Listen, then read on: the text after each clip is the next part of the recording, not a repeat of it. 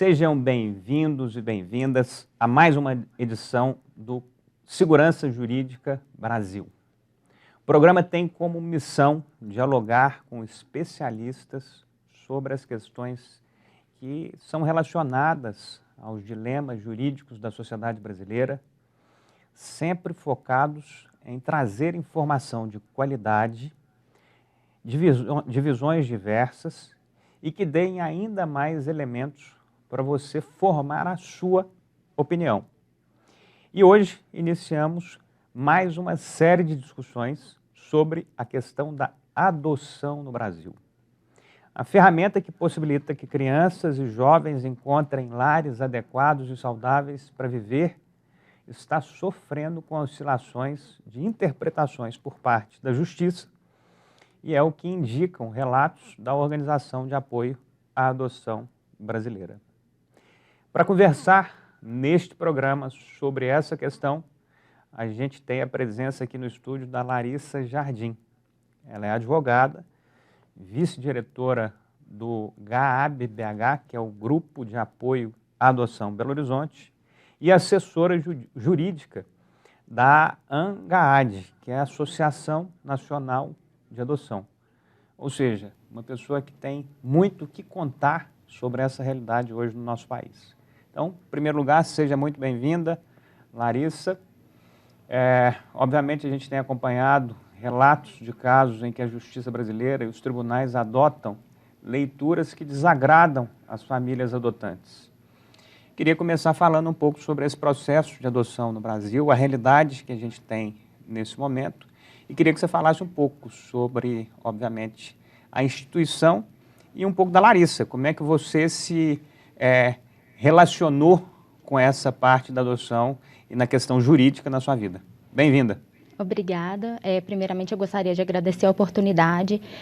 A sociedade ela precisa voltar os olhos para os direitos da criança e do adolescente e, do ponto de vista jurídico, eles são os únicos sujeitos de direito que possuem prioridade absoluta prevista na Constituição, mas, infelizmente, isso não tem sido respeitado, muitas vezes pelo próprio Estado e pelo próprio Judiciário. Os grupos de apoio à adoção, eles são instituições da sociedade civil organizada, que diante de inúmeros desafios enfrentados, principalmente pelas famílias que sonham em ter um filho através da adoção, se uniram junto a especialistas, pais por adoção, filhos por adoção, para poder realmente estruturar uma forma de impactar a sociedade, de divulgar a cultura da adoção e de promover o direito das crianças e adolescentes que são invisíveis.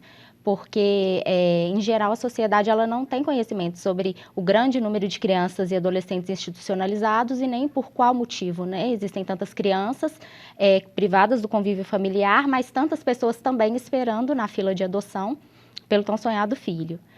A minha atuação começou aqui no GABH em 2014, juntamente com a doutora Viviane, e nós realmente nos apaixonamos por essa possibilidade, né, de promover o direito dessas crianças e realmente a cada momento que você conhece mais essa realidade e vê a demanda, tanto das famílias quanto das crianças, não tem como não se envolver. 2014, você está falando que já tem quase 10 anos da sua atuação neste tema, nesta direção. Como é que você entende que mudou, nesses últimos 8 a 10 anos, a relação de adoção no Brasil e em Minas Gerais?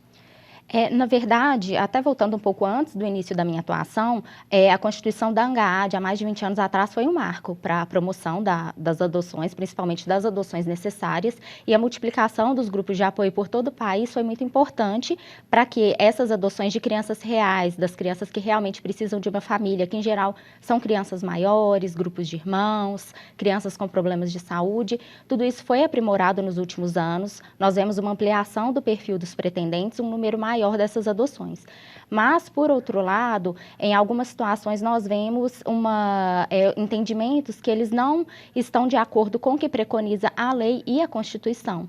Em relação aos prazos que são previstos em lei, por exemplo, nós vemos um total desrespeito pelo próprio judiciário. Esses prazos são simplesmente desconsiderados, então as crianças muitas vezes elas são alvos da proteção estatal, mas não existe realmente nenhuma previsão de quando terão a situação jurídica definida. Os pretendentes passam longos anos aguardando a sua habilitação e depois pelo desejado filho. E, posteriormente, quando recebem essas crianças, nós temos questões de decisões judiciais que determinam até mesmo a retirada de crianças das famílias adotivas. Essa mudança, especialmente aqui em Minas Gerais, ela começou a ser notada final de 2017, início de 2018, e realmente foi se consolidando uma corrente de entendimento de prioridade da manutenção da criança na família biológica a qualquer custo, contrariando a própria legislação, os preceitos constitucionais, inclusive incorrendo em violações dos direitos humanos. Vamos só pegar algumas informações que você acabou de colocar aí, em relação a essas questões de prazo. Na hora que a pessoa que quer adotar uma determinada criança, ela toma a decisão ou identifica aquela possível criança a ser adotada, quais são os prazos que são colocados, os prazos reais, quais são os prazos que estão na lei e quais são os prazos que de fato acontecem nesses trâmites iniciais? O pretendente à adoção, ele deve se dirigir à vara da infância e juventude da sua comarca. A partir daí, ele inicia um processo no qual ele vai ser avaliado por uma equipe técnica judicial e o prazo legal para concluir essa habilitação é de 120 dias, prorrogável por mais 120 dias. Mas então, raramente esse prazo... 240 dias. 120 com uma extensão de mais 120. Exatamente. Esse é o prazo? Esse é o prazo legal.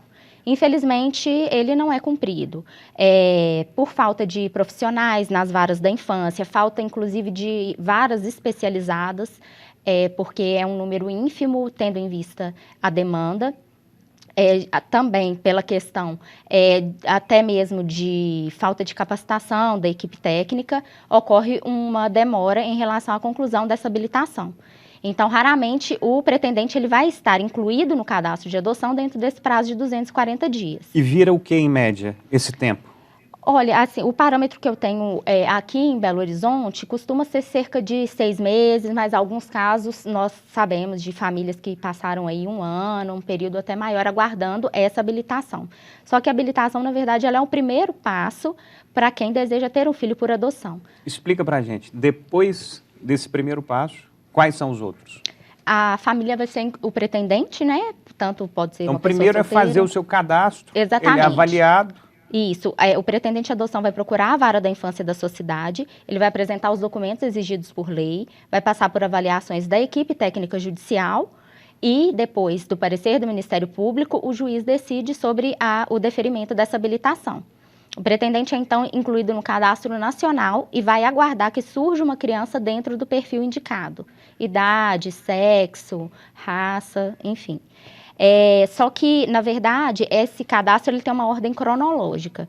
Então, você não pode precisar quanto tempo essa família vai aguardar por essa criança. Porque, na verdade, por outro lado, nós temos as crianças que estão em instituições de acolhimento institucional, que é uma medida prevista em lei para a proteção daquelas crianças que tiveram seus direitos e garantias violados.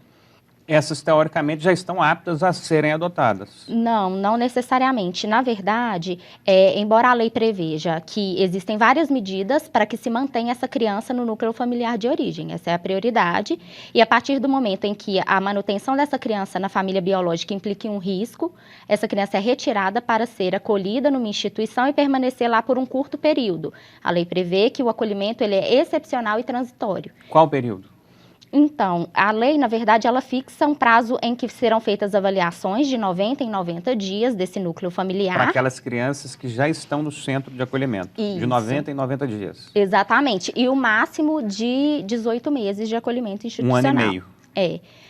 Prazos que também não são praticados. Na prática, qual que é o período razoável, mínimo, que uma criança fica lá no centro de acolhimento? E qual que é o caso máximo de uma pessoa que já ficou nesse centro de acolhimento à espera? Infelizmente, por essa questão de falta de estrutura, realmente de equipes suficientes para avaliação dessas crianças, para avaliação desse núcleo familiar, muitas vezes até um biologismo, que nós chamamos essa questão dessa cultura realmente de manutenção da criança, apesar do que prevê a legislação, existem crianças que foram inseridas no acolhimento com 2, 3 anos de idade e completam a maioridade no acolhimento institucional.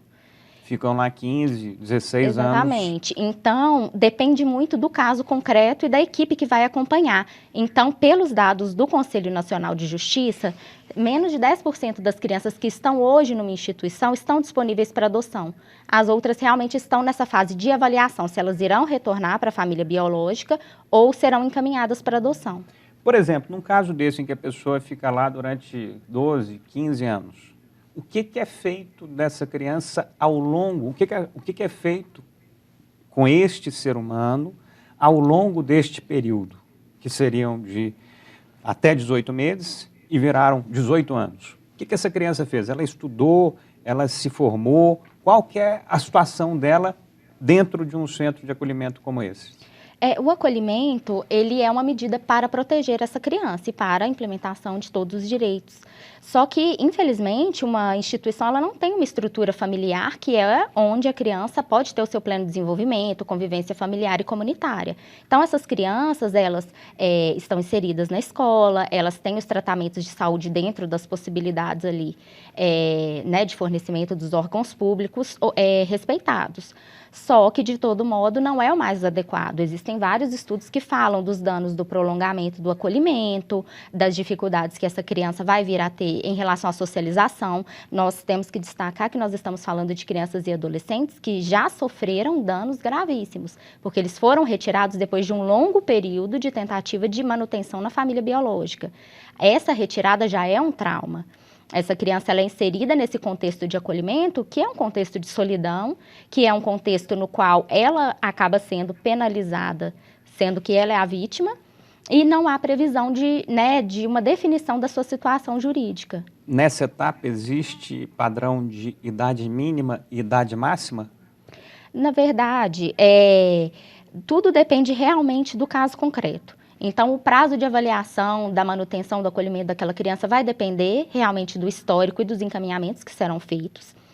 E as unidades, elas são estruturadas por idade, em geral por sexo da criança, mas a gente tem aí vários tabus, vários preconceitos, como, por exemplo, algumas crianças que são crianças maiores ou que possuem problemas cognitivos ou problemas de saúde, muitas vezes elas são vistas como inadotáveis. Então, essas providências, elas são muito voltadas para uma manutenção do acolhimento, por haver uma desesperança de que você vai encontrar uma família para essa criança. Só que, através do trabalho dos grupos de apoio, engajamento da sociedade como um todo, nós vemos esses paradigmas sendo quebrados.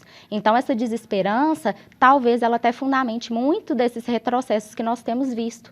Porque é preciso acreditar que essas crianças e adolescentes têm direito à convivência familiar e comunitária, mas em uma família que preserve seus direitos e garantias. Não se pode relativizar direitos dessas crianças, não se pode ter uma certa leniência com alguns tipos de violações por entender que essa criança não tem outra chance, que essa criança não poderia ser recebida no seio de outra família.